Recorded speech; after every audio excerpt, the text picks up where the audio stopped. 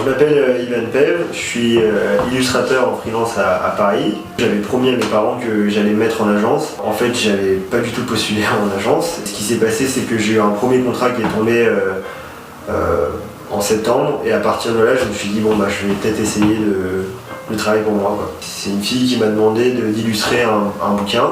Pour un premier travail, c'était bien payé, donc je me suis dit peut-être que grâce à cette base, je vais pouvoir ensuite enchaîner sur d'autres choses. Et en fait, petit à petit, ça s'est fait tout seul, quoi.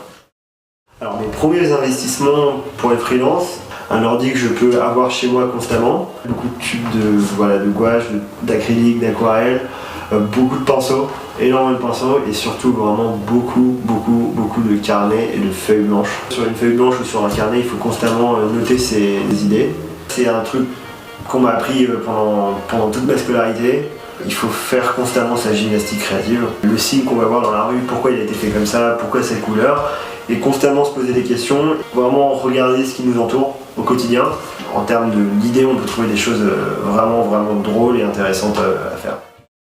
Bon voilà, je vais pas faire des métaphores nulles, mais un sportif il s'entraîne tous les jours, et je pense qu'un illustrateur ou un photographe il va constamment produire, même si c'est bon ou mauvais, peu importe. On peut tomber sur quelque chose qu'on a fait il y a 2 ans, qui finalement peut être utilisable ou réutilisable pour un projet ou même pour nous. Mais voilà, quand on est en freelance, à un moment on se rend compte qu'il y a des fois où on peut avoir beaucoup de travail comme rien du tout, et quand on n'a rien du tout, on se retrouve à devoir démarcher des gens. Je pense qu'il faut en amont quand même avoir de la matière, patienter un peu et de préparer un book assez solide pour ensuite pouvoir le proposer et être plus ou moins sûr, entre guillemets, d'éventuellement créer un contact avec le client.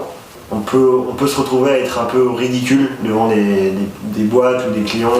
Donc j'essaye de capter leur attention avec des références de travaux que eux ont fait. C'est génial ce que vous faites. Pourquoi pas essayer avec quelqu'un de nouveau?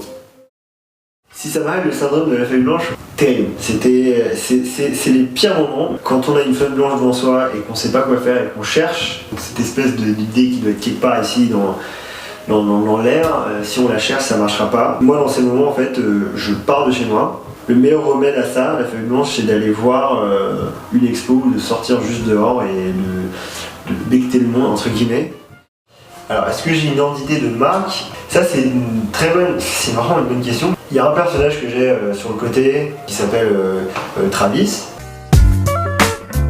Je pense qu'il s'est fait connaître sur les réseaux sociaux. J'essaye de trouver un peu des nouveaux messages que je pourrais faire véhiculer avec ce personnage. C'est une identité qui est relativement forte. En tout cas, Travis, aujourd'hui, il est collé à moi et moi, je suis collé à lui non-stop, quoi.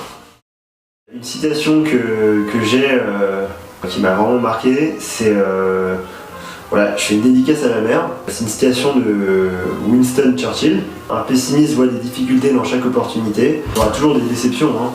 Mais dans ces moments de déception, il faut juste être optimiste et se dire que de toute façon on fera beaucoup mieux après.